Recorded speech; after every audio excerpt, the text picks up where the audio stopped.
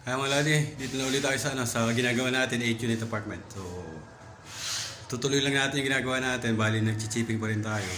So, dala natin yung pang-chipping natin. Yung nabili natin na cordless battery pack na rotary hammer drill.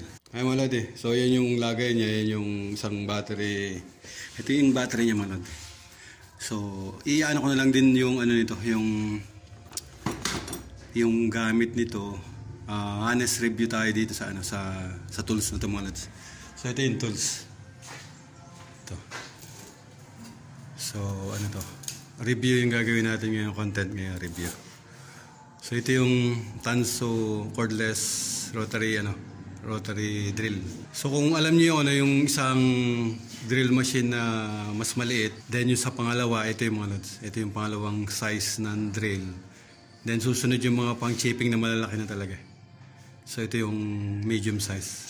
So may mga merong may dikuryente. Katulad nito, naglabasan na rin yung mga battery pack na ganito.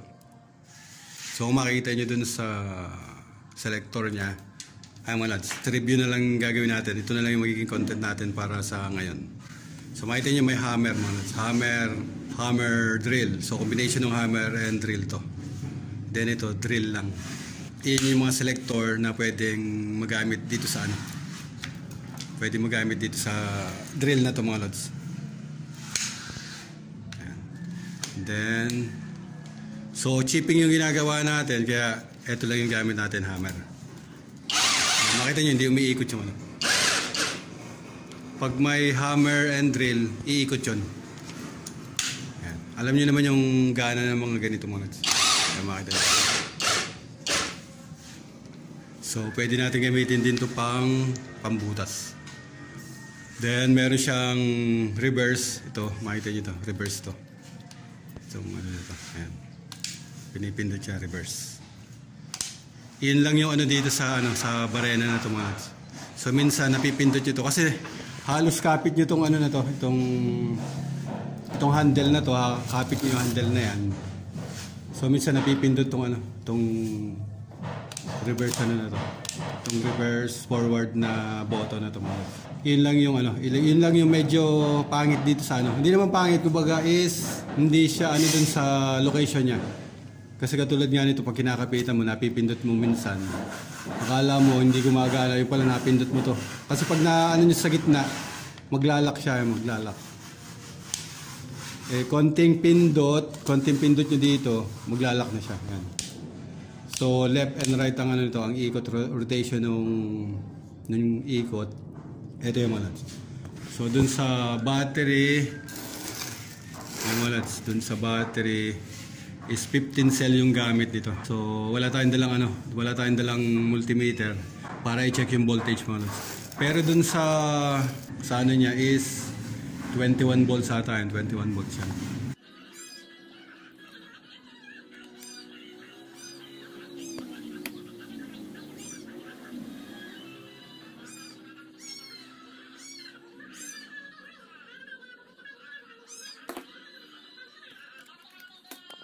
So dalawa yung dalawa yung 15 cell natin na ganito. So spare yung isa pamalit. Then ito yung charger.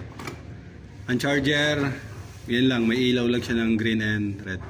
So pag lobat yung nilagay nyo dito, magre-red yun. Then pag magpo-full, magi-green lang yan.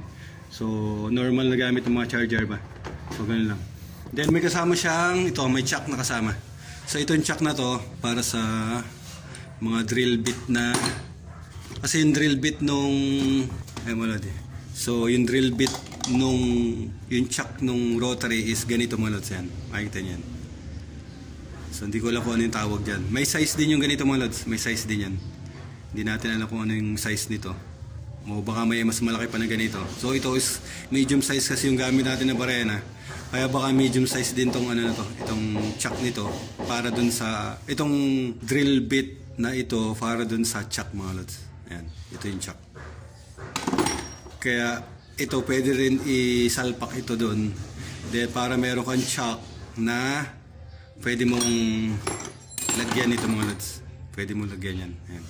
So mababalaan mo siya ng normal drill bit pag ito yung gamit. Then ito lang ipa-plug natin dun sa dun sa chuck nung drill natin. So kaya magiging dalawang dalawang chuck yung nakalagay dun. Ito pang normal drill bit. Then yung nakakabit dun, yun yung pang dito, pang ganito mga lods. Yan, pang drill bit na ganito.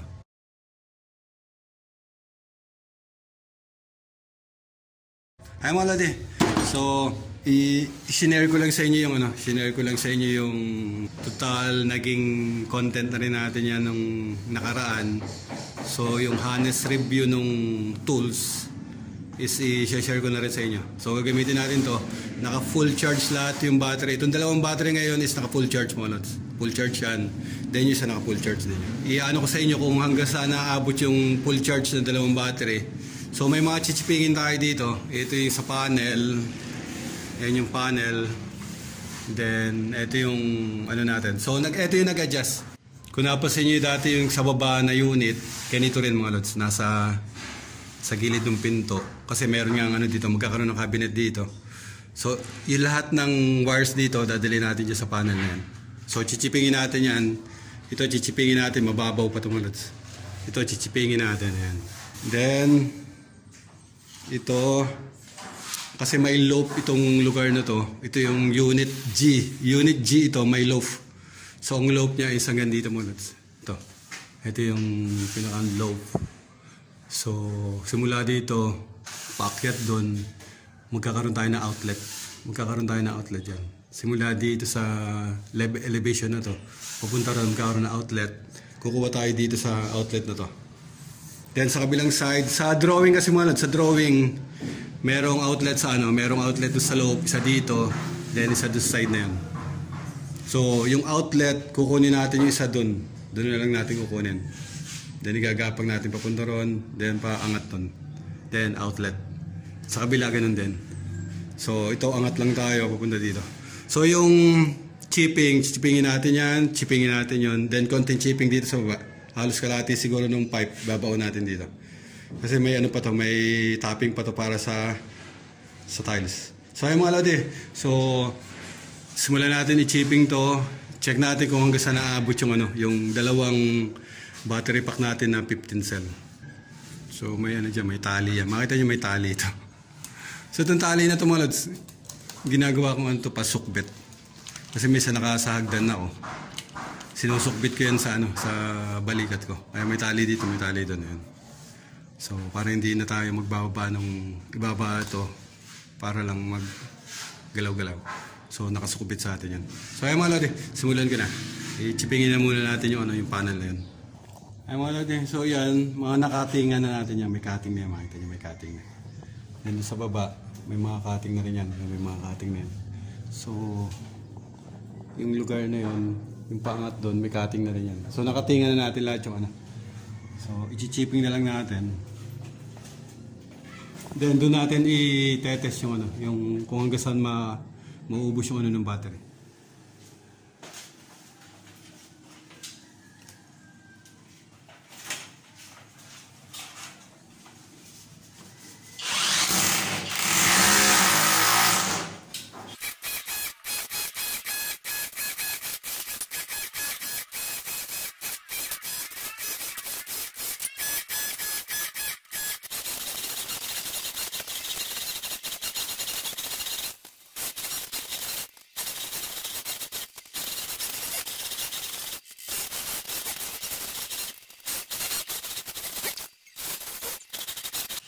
Ay wala din. So yan na yung nababakbak natin. So lumabas na yung ito yung palaman ng hollow blocks.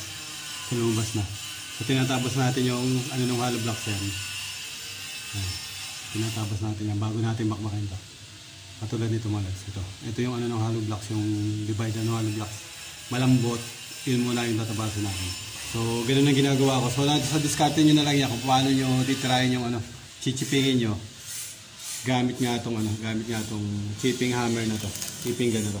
So yan, dire-diretso yung nabakbak natin. Ayan mga lods, medyo umiinit na siya yan. Medyo may init na yung yung pero normal naman siguro sa barena yung yung iinit pag ginagamit. Kaya ang ginagawa natin, pinapalamig muna natin ng konti. Siyempre, gamit din natin ito mga lods. Kailangan din natin ng na maano yung gamit natin. So yun lang yung kagandahan pag ikaw yung gumagamit ng gamit mo. So concern ka dun sa gamit, hindi mo pwede yung gamit mo. Itigil muna natin ng konti. Then yun na. Yan na yung nabakbak. So maunti-unti naman to hanggang sa matapos yan. So nasa inyo na lang mga lodi yung kung paano nyo gagamitin yung barena. So yun nga, tulad dito umiinit nga. So, hindi naman siya ganun kainit. And normal lang naman siguro yung ganun, yung umiinit na barena. Yung sa battery, ito pa rin yung battery natin, nakakabit dito kanina. So yung isa andun pa. So pag naubos yan, yun ang gagamitin natin. Tama natin. So ito na yung pisngi ng ito na yung pisngi ng lug block dun sa side sa kabila. So natin na chipping natin. May natitira pa ito sa part na to, itong gilid. So nalobat na yung isang battery. So papalitan na natin. Tapos yan na yung na-chipping natin. So halos na tapos na to. Konti na lang to. Tanggalin na lang natin yung part na to. Then okay na yan.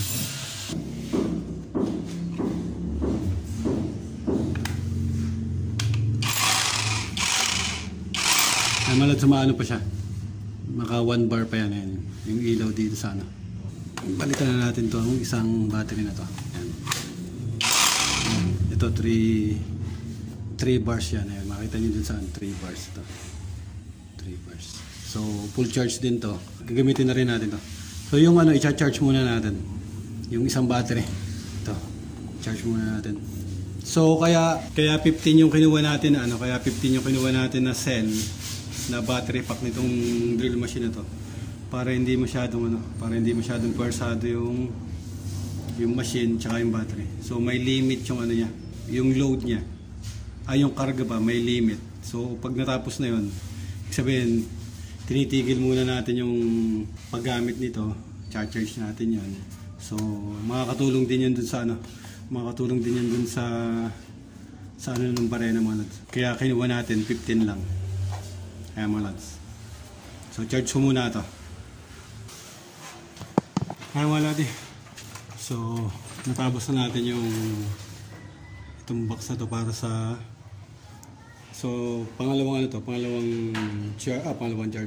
battery natin. So ayan mga lads. So nakatapos tayo ng panel. Chiniping natin. Ilalim nito is 4 inch mga lads. So dun sa panel 4 inch yung kailangan natin na depth nung paglulubugan ng panel. Ito, konti chipping na lang ito mga lads. Ito, chippingin na rin natin yan. May naman na yan, may mga tabas na yan. Chippingin na yan. Sa kabila, ganun din yan. May tabas na rin yan. Chippingin na yan. Kaya mga lads So check natin kung hanggang saan maaabot yung na yan. Pero may mga paypay ngayon. Pinapahinga natin pag umiinit nga. So ayan mga lads ko muna to. Try ko chippingin na muna to. Or yun, iayos ko na to. Para masemento natin to, tsaka yun habang pinapatigas natin semento niyan, dito naman tayo magchi-chipping. So ganun yung ginagawa natin diskarte para hindi tuloy-tuloy yung ng chipping natin. Then yung isang battery naka-charge na yan, tina-charge na natin. Wala bali yata yung mga 11 natin na ilagay yung 11 AM natin charge yung isang battery. So check natin kung hanggang oras mapupuno yung charging nun. Hanggang sa kasi na-drain yung yung battery na yun is naubos. Check natin kung ilang oras bago ma-full charge yung battery. So iwan lang natin. Nilagay nga natin 11 o'clock. So wait natin kung hanggang saan aabot yung full charging ng battery. Kaya mga lodi, so ito yung ginagamit natin. Nalobat na itong isang battery na to. So, uminit na. Dito na tayo nag-chipping. Ito na yung chinichipping natin mga lads yan. Then, ito na-chipping na rin natin yan. Then, yun pataas. Yan, yung pataas na yan. Dito. Then, yung continuation kanina nito. Yung continuation nito. Ito, okay na to. Semento na lang natin yan. Malinis sa pagkaka-chipping yan. So yun yung yun yung dalawang battery, yun yung lakas ng dalawang battery na para i-chipping itong itong portion na to. Ayan. Yan mga yan.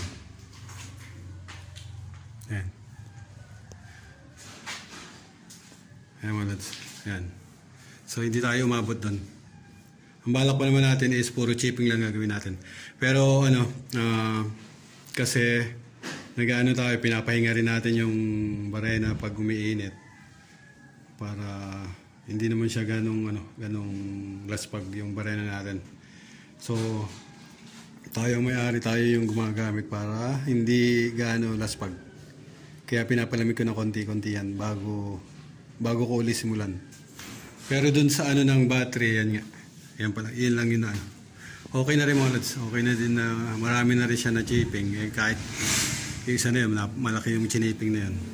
Pero kung mga paganito-ganito, ito, mga patubo-tubo lang, marami na machichipping yan pag ganyan. Kasi yun, malaki-laki yun eh. Yung lugar na yun para sa panel is malaki-laki yan. Ayan mga lods eh. Check natin yung battery. Ayan, battery full charge na. So time check. Time check. Mag 3 na. So 11 to 11, 1, 2, 3. Kulang-kulang 4 hours mga lods. 4 hours na full charge yung battery. Tanggalin na natin yan. Palitan natin yung isa.